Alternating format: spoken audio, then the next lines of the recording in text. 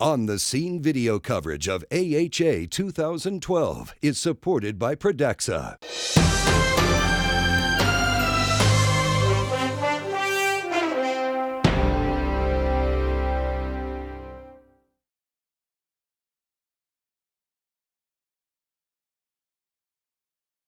I think it's always reassuring if the FDA has done an adequate post-marketing surveillance study to determine that there's no measurable increased risk of bleeding with Dabigatran compared with warfarin.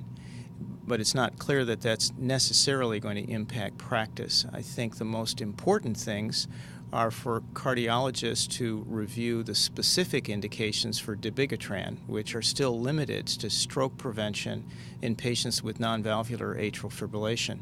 I think it's reasonable that there's some concern about the use of Dabigatran for off-label indications. And then secondly, to review the specifics about what might make Dabigatran safe or less safe in any individual patient. And thirdly, this is generally an elective decision that's made between physicians and patients.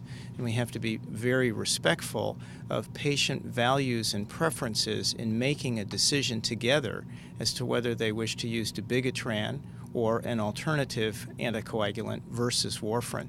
And I think it's prudent usually to give the patient and the family adequate time to come to a decision as to what the better strategy would be for them, and to make this decision in concert using those principles.